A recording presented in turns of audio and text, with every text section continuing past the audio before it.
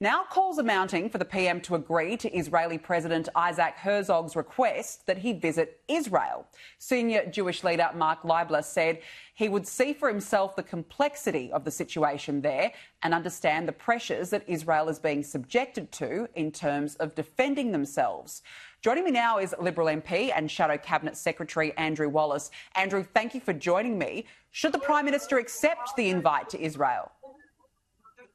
Well, greetings, Danica, from the Mullaney Show on the Sunshine Coast. And the answer to your question is absolutely he should.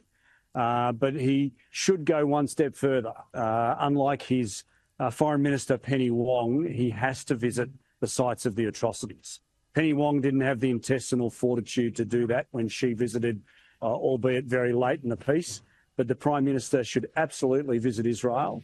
He should absolutely see the atrocities that took place or the aftermath thereof and get a first-hand view of what went on October 7th.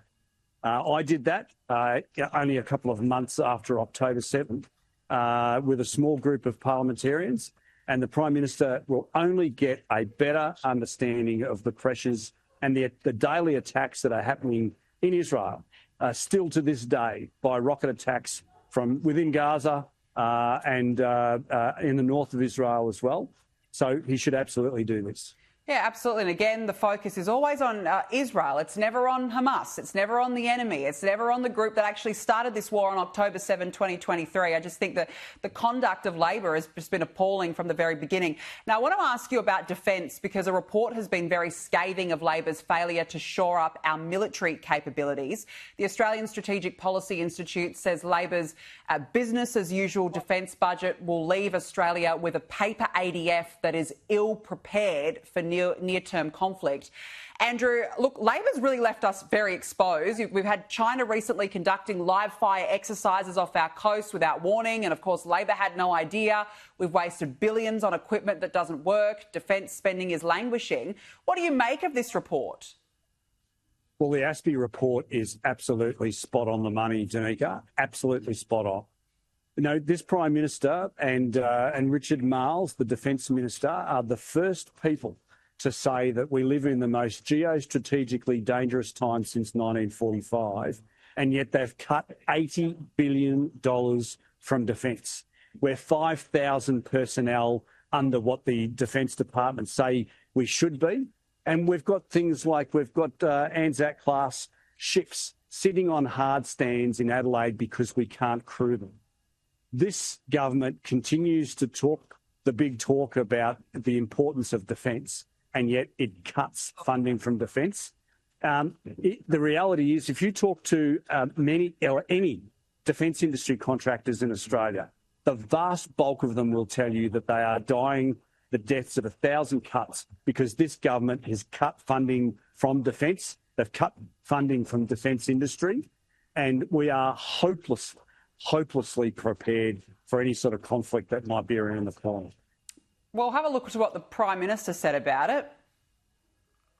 Well, that's what they do, isn't it, ASPI? I mean, seriously, they need to, I think, have a look at themselves as well and the way that they conduct themselves in debates. We've had a defence strategic review. We've got considerable additional investment going into defence. Andrew, he basically shrugged his shoulders and said, no, nothing to see here. Well, I mean, the Prime Minister has got an absolute glass jaw. Peter Jennings talked about this today. Rather than acknowledge that we've got a problem and what we do to fix it, he slangs off at ASPI. Now, ASPI is the same organisation where it was the subject of one of the 14 demands of the China's Communist Party, in that they wanted ASPI totally defunded. And lo and behold, ASPI is now under a new set of rules under this Labor government that they've got to fight for their funding every 5 years. They've got to have effectively a government public servant on their council. The Labor Party do not like scrutiny. They certainly don't like scrutiny of their defence policies. And the reality is they are being totally incongruent. They're talking the big talk about the importance of security and the risks that we're now facing, but they are not prepared to spend the money. No. We're looking at a 2.33% of GDP within the next 8 or 9 years, according to this government. And the reality is that's just not going to cut the mustard. No, it absolutely will not cut the mustard. Andrew Wallace, good to catch up. Enjoy the show this evening. Thank you so much for joining me on the program. Authorised by Andrew Wallace, LNP, Boccarina, Queensland.